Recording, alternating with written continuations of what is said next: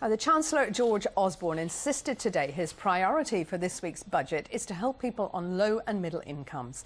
Speaking on the Andrew Marr show this morning, Mr Osborne also promised to target the super rich, who buy their properties through offshore companies and therefore avoid paying stamp duty. Steri Stiasny has the details. George Osborne says that what's inside this year's budget box is already agreed by the coalition, but until Wednesday the rest of us get just glimpses. His Liberal Democrat coalition partners would like him to raise more tax on the country's most valuable properties. Some on the Conservative side would like to see the 50p tax rate for high earners changed. The Chancellor gave one clear hint on how he'd deal with the well-off who can get out of paying tax on their homes. But on the specific issue of stamp duty avoidance, in other words, rich people, often foreigners who come to this country, but also some people here in Britain, who put homes into companies to avoid stamp duty, that is completely unacceptable. We are going to come down on that practice like a ton of bricks. We are coming after that tax avoidance. We're going to be extremely aggressive in dealing with it, and people are going to face a very punitive charge. But beyond that, he was giving little away. What I think you will see on Wednesday is a budget for working people, a budget that shows that Britain can earn its way in the world, a budget that says Britain is not content with being in the second rank of economic powers in the world. We want to be in the front rank of economic powers, and we are prepared to confront our problems, to create jobs and growth and prosperity and a brighter future for the next generation. His Labour opposite number said the government was out of touch. For families on middle and low incomes, seeing their petrol prices up, their fuel bills up, their living standards squeezed, youth unemployment rising. The idea that George Osborne is saying the number one priority is to cut taxes for families on £150,000, they can't be serious. These two rivals are both keen to persuade voters that they're on their side.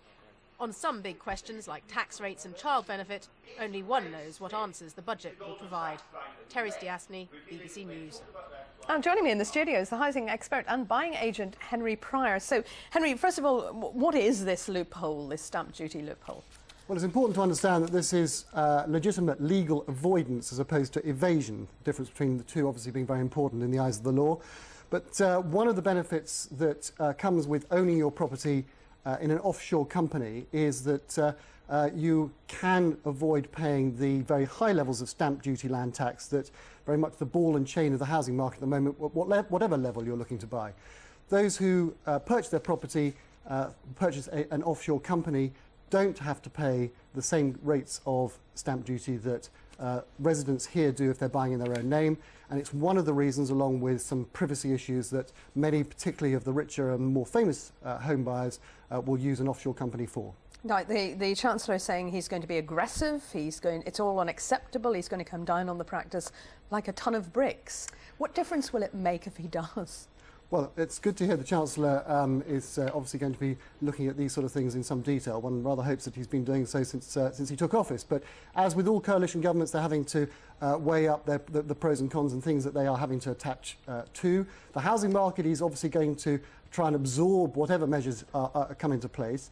Stamp duty has been very much a hot potato in the housing market over the last few years. It's a slab tax, and of course it's a tax on income you've already paid tax on. So for many people it's actually quite unfair. But I perhaps am one of those people who's missed the great debate that clearly has been going on in government circles just of late, where we appear to have moved from income tax to a wealth tax. And we're going to see, I suspect, when the Chancellor stands up on Wednesday and delivers his budget, that there will be a raft of measures that he is going to introduce that will deal with this and will start to move tax to the nation, and particularly to those middle and higher income people, away from income and on to wealth. OK, so what would you like to see in the budget to get the housing market moving again? Well, ironically, here's the Chancellor talking in robust terms about coming down like a ton of bricks on those at the top end. At the same time, although he's got his colleague Grant Shapps and Eric Pickles desperately trying to kickstart the housing market, they haven't decided to renew stamp duty holiday that's gone on for first-time buyers, which ends on the 24th of March. We've seen a raft of initiatives come in.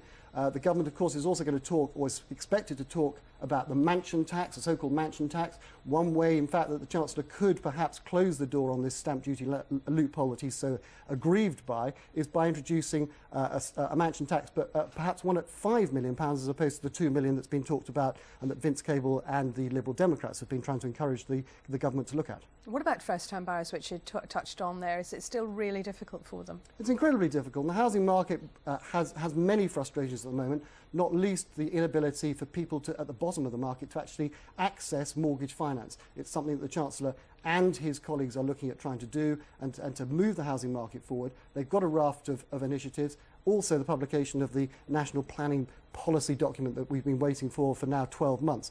A lot of excitement in the housing market, a lot of anticipation in the housing market this week, not just with the budget. It's going to be an exciting time. And let's hope they're not disappointed. No, they won't be. Henry, thanks.